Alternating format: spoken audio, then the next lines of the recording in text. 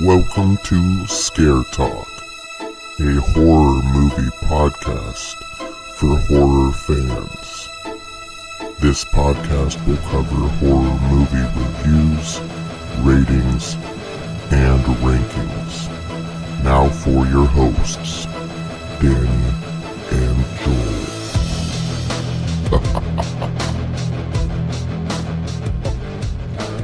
Whoa! This is Scare Talk.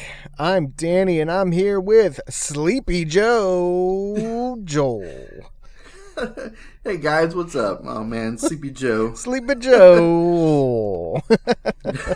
Joel. Yeah. So Joel, he went on a bike ride today and came to a stop and just fell over. And so yeah, that's how I roll. And because he's a little sleepy, because we're gonna talk about Sleepy Hollow. Yeah, because that fits. Right? Sleepy Yeah. Joe, Sleepy Hollow. You know, it's a very political movie. Yep, that's Joe Biden's favorite movie. Oh, yeah. Sleepy Hollow. I mean, yeah, it's a movie. So, all right, and it has the great womanizer Johnny Depp. All right, let's get into the cast. Who is in it, Joel? All right. Well, speaking of, this one stars Johnny Depp. He was in the Pirates of the Caribbean franchise, The Ninth Gate, From Hell, and Tusk.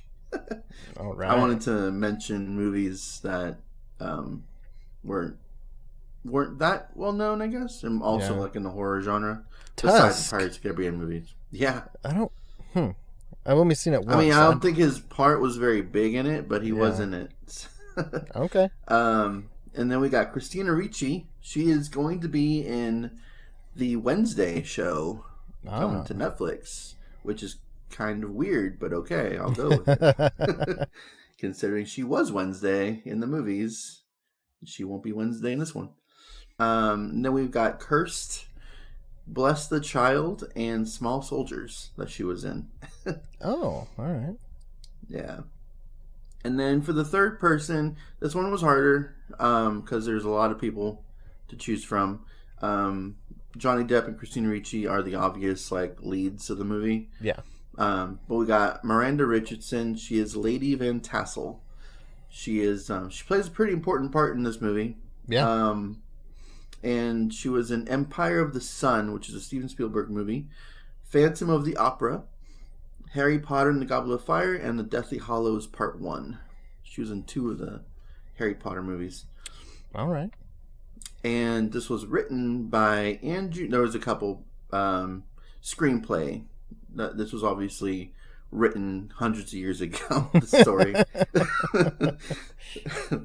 But it's written screenplay Andrew Kevin Walker. He wrote 8mm, The Wolfman, and 7.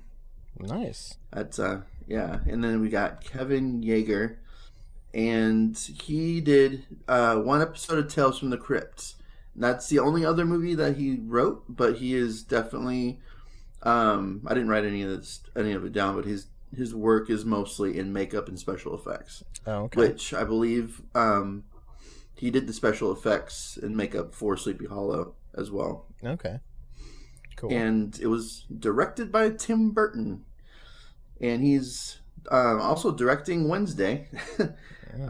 He directed Frankenweenie. Yeah. Mars Attacks and Big Fish. All right. I like Mars Attacks. It's a stupid movie, but it's a lot of fun. Yeah, maybe I did know that I don't know. I feel like that's a little different for him. For Tim Burton. Yeah, it's more of it's definitely a comedy more than anything. But yeah, it doesn't have not really his he usually goes for the dark tones. Yeah. In his movies, and that one definitely was not a dark movie. No. But yeah, it's still a fun one that he did. Yeah. Okay, so the plot. Ichabod Crane is sent to Sleepy Hollow to investigate the decapitations of 3 people, with the culprit being the legendary apparition, the Headless Horseman. Oh, man. The Headless Horseman. So this is the story of the Headless Horseman. If you you might know of that person. Yeah. This is where he comes from. It's a very old story. Yes, very old. I was saying it was written like hundreds of years ago. Yeah. At least 100 years ago. But yeah. So. Yeah, it takes place in 1799. Yeah. Like so, 20 years after the U.S. was a country. Just a little while after the Declaration of Independence. And it's so Sleepy Hollow is a town outside of New York, I believe. Yeah. They said it was like a 2-day ride. Yeah. Out of where he was. New York. I think he was in New York City. Yeah, he was. So, yeah. And it's it's a small town. So. Yeah. Yeah. So yeah, the movie is, about his investigation into, who's been doing these decapitations. There's this whole folklore about the Headless Horseman that he learns about. And pretty early on in the movie, he actually sees the Headless Horseman. And, we see him. And, the Headless Horseman is, in the movie quite a bit. Yeah, he is. Which I wasn't expecting. I had not seen this movie before. Now that I have watched it, no, I don't think I had seen it before. Oh, okay. And yeah, I was surprised to see the Headless Horseman so much on screen.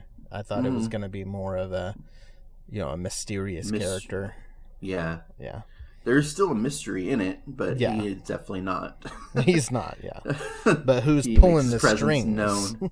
Yeah, exactly. Is the mystery. So, which we can get into some spoilers for this. It's been out for... This movie is over 20 years old, so yeah. It's yeah. So go ahead.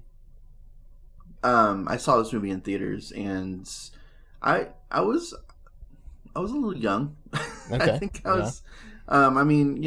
99. I think I was in 5th, 6th grade.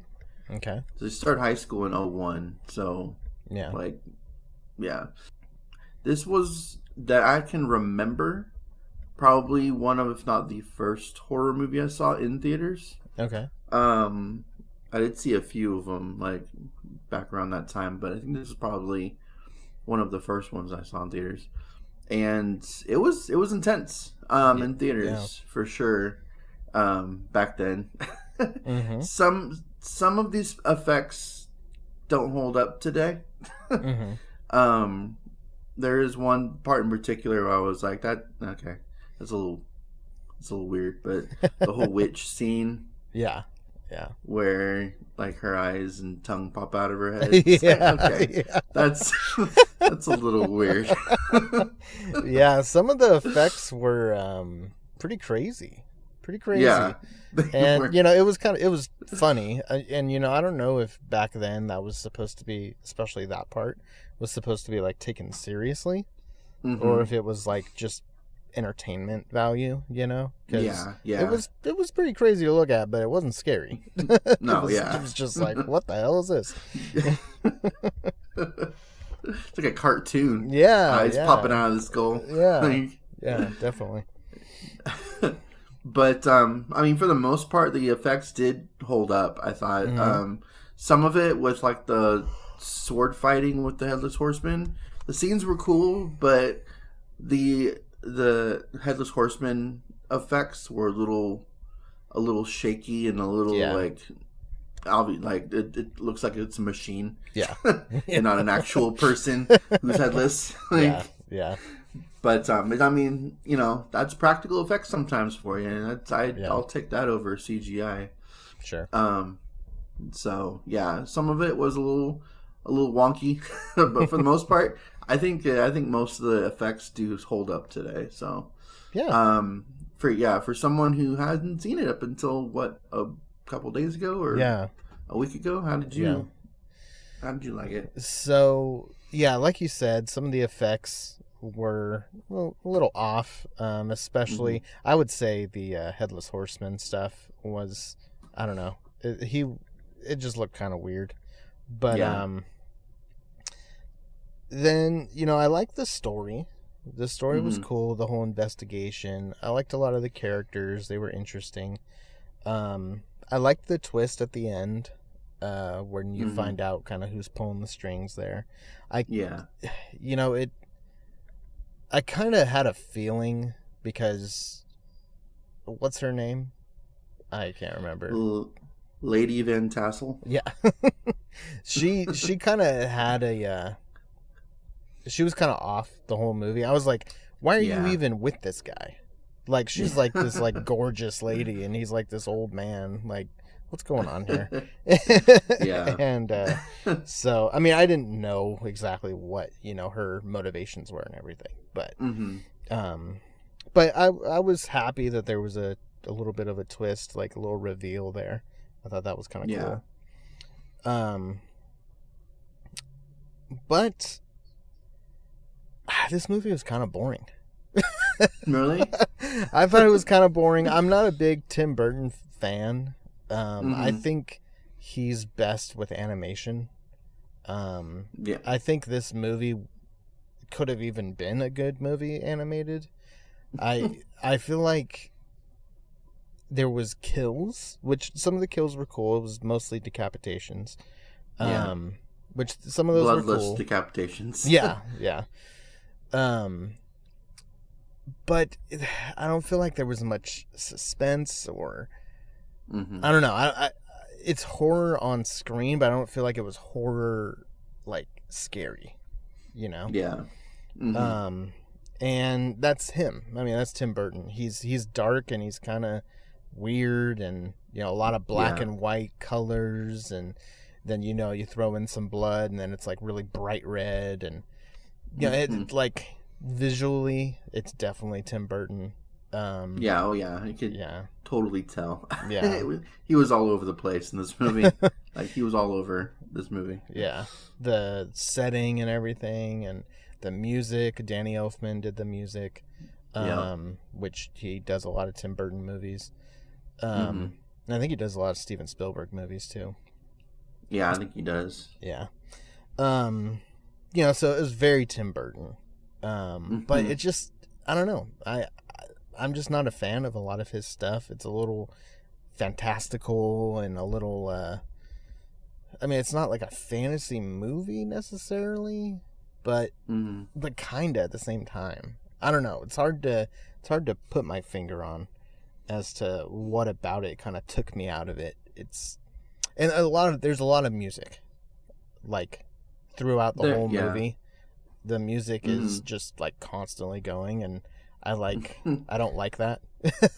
That was I one of my, some of it, but after a while, you can calm it down a little bit with the music. Yeah, a lot of music. That was one of my negatives for The Omen, was there was a lot of music. And this was kind of similar to that. I felt like, okay, like it's too much. Like you're taking away from the tone of the movie when you're throwing in so much music. So, and there's some cool like writing, some quirky one-liners and stuff. Like one that I can think of off the top of my head. But is actually when like someone's entering a room and the whatever her name is, the lady something, Lady Van Tassel. Yeah, Lady Van Tassel. She says, "Oh, watch your head," because like gonna bump your head into the door frame or whatever. So like little one-liners like that is was kind of entertaining, kind of fun. I liked Johnny Depp's like facial expressions throughout the movie. Yeah, like he does a lot of Tim Burton movies, and he's also the same kind of way. he's weird and quirky and just like, you know, he fits in with Tim Burton. But for this, it felt more comedic relief on his part than most of his other movies that he's done with Tim Burton. He's a city boy who just you know, puts himself into this situation where he's, you know, surrounded by people that are getting their heads chopped off, and he's not used to seeing that much. Like, even in the beginning of the movie, we established that he's not used to seeing dead bodies. Yeah. The guy floating in the river. Yeah, yeah. And they're like, well, obviously he was in the water. Obviously he drowned. It's like, okay. No investigation whatsoever. Yeah, yeah. He was very much about taking his job seriously, and you know, the investigation part of it. And he had his little like devices that he kind of created, and you know, all that. You know, stuff like that was fun. It added to the character of Ichabod Crane. Ichabod Crane. Yeah. So the ending, the horseman gets his head back, and then he starts making out with who does he make out with? Is it the lady? It's Lady. Lady V. Yeah, Lady V. And it's like all bloody and stuff. And yeah, he's like, biting her. Wow. Like, wow. Yeah. Calm down, Christopher Walken. Was that Christopher Walken? That was Christopher Walken. Okay. He's the Headless Horseman. That's what I thought when I was seeing him the whole time, but I'm like, I don't know. He hasn't talked. So I'm like, he doesn't I can't tell. And he had like, it would be monster teeth. Weird. It would be weird if we heard Christopher Walken's voice coming from like the Headless Horseman. Like that's just. I'm glad they made a decision to not have him talk. Yeah, yeah. That was a smart move on their part. Yeah. He's got a very distinctive voice. Yes, he does. But yeah. Yeah, and he had like monster teeth. Like, yeah. Even as the like actual character, I'm like, dude, you need to go to the dentist. It's kind of weird.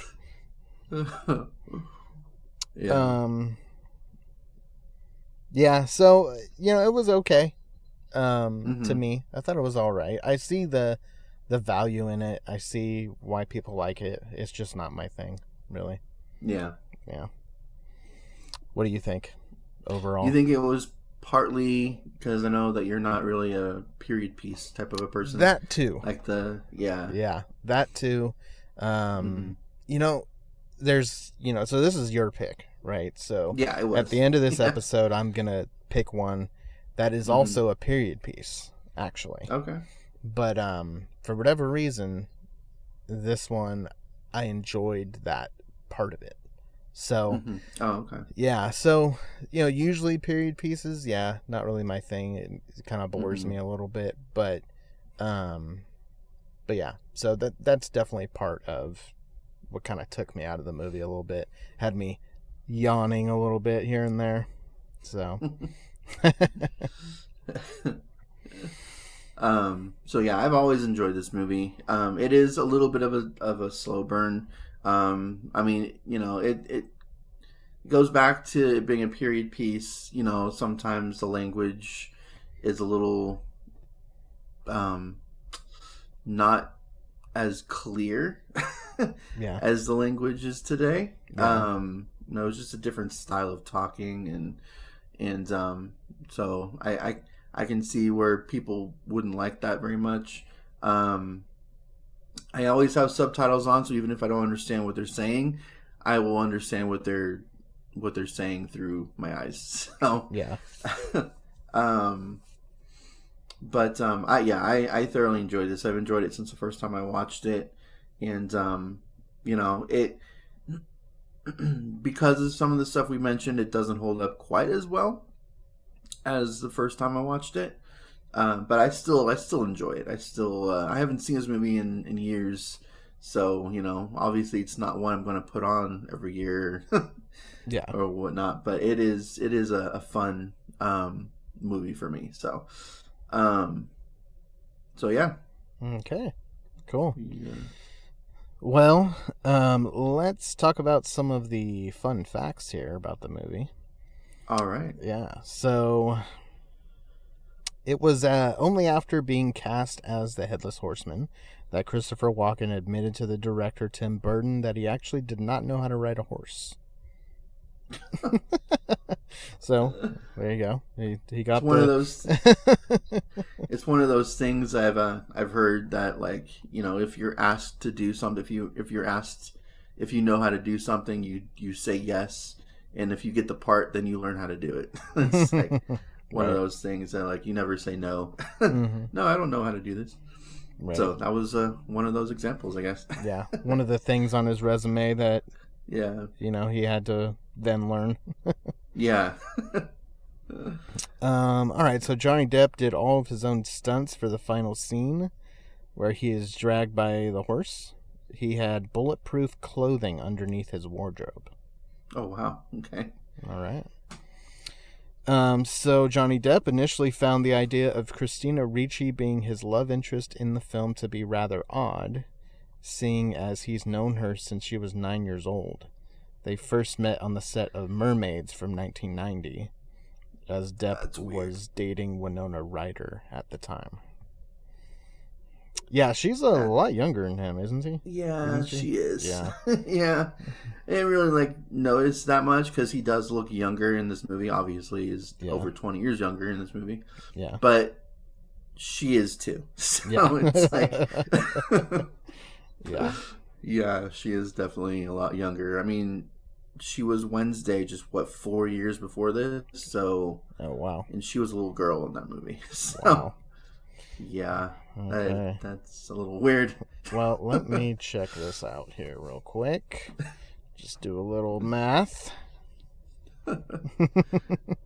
Christina Ricci, she was born in 1980. Okay. Okay. So she was 19 when that movie came out.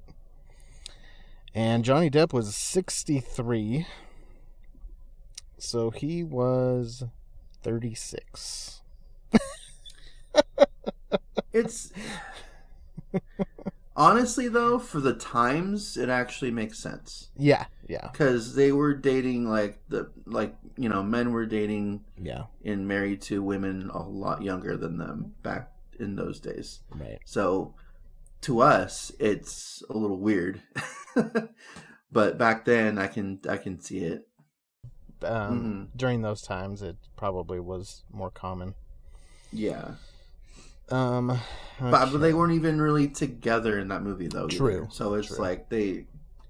There was just a lot of sexual tension. Yeah. They kissed, but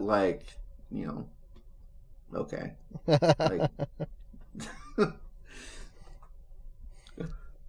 So historically, Ichabod Crane was a very unattractive man. Johnny Depp offered to add prosthetics to his face to make him ugly. To make himself look ugly. These are not my words.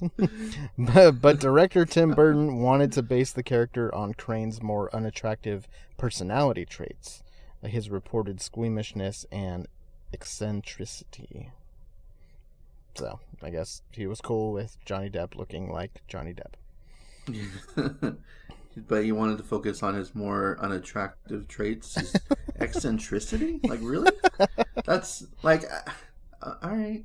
Yeah. I didn't really. Okay. I don't find the traits attractive, but I don't find them normally in people. I wouldn't find them unattractive either. Yeah. It's that's what I thought he was. That's why I liked the character. Right. He was right. eccentric. He was, his facial features. But okay. Yeah. All right. Let's see here. So, in the short story, the Headless Horseman actually lost his head due to a cannon blast in an unknown battle of the American Revolutionary War. Oh, wow. Yeah. Okay. Well, that'll do it. Cannon blast. If anything will do it, that'll do it. Yeah. Cannon right to the face. Yeah, you're done. Oh, man. Okay. That's about it. I know. So one of the characters was in Starship Troopers. Okay. I was gonna say Super Troopers. I was like, no, that's not right. Starship Troopers. Like the main character in that movie was in this movie. Okay. And I know his name in real life is Casper. Oh. And I know Christina Ricci's was in Casper. Yeah. And they the two of them in this movie were dating or were together somewhere. And then so she was in a movie called Casper and dating a guy in real life named Casper in the movie. Wow. It's like that is definitely not a very common name. So no, that's cool. That's a cool name. I like that. Yeah. Okay, so let's go ahead and rate it. All right. So mine is probably going to be higher than yours. Yeah. I'm going to give this one an 87. Okay. Yeah, you like this one. I did, yeah. It was my choice, so. Yeah. I'm not going to give you like a horrible movie. I mean, I might one of these days. I don't know. I'm going to go with a 70. Okay. Yeah, I thought it was okay. Probably not something I'll watch again. I mean, maybe one day in my life. I can't guarantee I'll never watch it again. But yeah, not really my thing. So I'll give it a 70 for what it was. It's not a bad movie. We'll say that. So I can't give it too low of a score. All right, now it's time to learn what my pick is. Yes, drum roll, please. All right, so my pick is Bone Tomahawk. Okay. Yeah. I've been meaning to watch that one, and I actually sweet, okay. Yeah, it's a period piece. It's a Western. Yeah, the Western, yeah. It's very much a Western, too. It's pretty much a Western the whole time. Like, it feels like a Western. The whole movie feels like a Western. Yeah, the horror the horror comes eventually, but it's mostly a Western. So, okay. I do know good cast. Of one scene that happens. I haven't seen what happened, but I heard about a particular scene in that movie. Oh, really? Okay. That's pretty intense. Yeah. But I didn't see that scene, so. Okay. But yeah, really good cast. You got Kurt Russell. You've got Matthew Fox. You've got what's his name? No, Patrick Wilson. Yeah, Patrick Wilson. Yeah. And then the old man, I can't think of his name, but he's been in a ton of things. And then you even got David Arquette. And nice. He's gonna be one that gets killed. I just know it. David Arquette in a horror movie just doesn't sound in a Western horror movie. Yeah, it's him and how do you say his name? Sid Haig. Sid Haig. Yeah. Okay, one of Rob Zombie's boys. Yeah. They start the movie off, the two of them. And I'm like, what the heck? I was not expecting to see either one of these two in this movie. But okay. Nice. Yeah, David Arquette tries to have like a little cowboy look, and it's funny. So, but yeah, we'll see what you think about it. I just watched it a week or so ago. So, for the first time. Yeah. Oh, nice. Okay. Yeah. Sweet.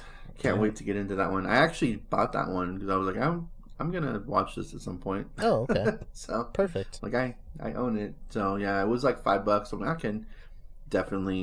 definitely get that one. I'll definitely watch it at least once. Yeah.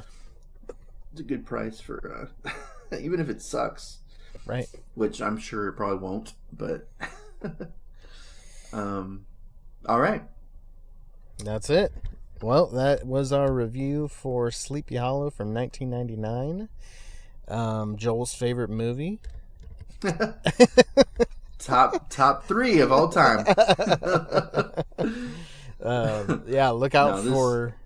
Go ahead. Oh, sorry. I was going to say this. I mean, if anything, it would maybe make my top 50. Okay. But yeah, it maybe. Like, it's good, but if I really thought about it, I'm sure there's probably better movies that that I've seen. But so yeah, look out for our review on Bone Tomahawk. That's my pick. We'll be doing that one eventually. Go ahead and check us out on YouTube. We're over there. And we're on Twitter, Facebook, and Instagram, and on Patreon. So go look up Scare Talk and check it out. Give us a comment. Yes. Give us a message. Whatever you want to say to us, we will gladly respond. Apple Podcast, you can do that too, right?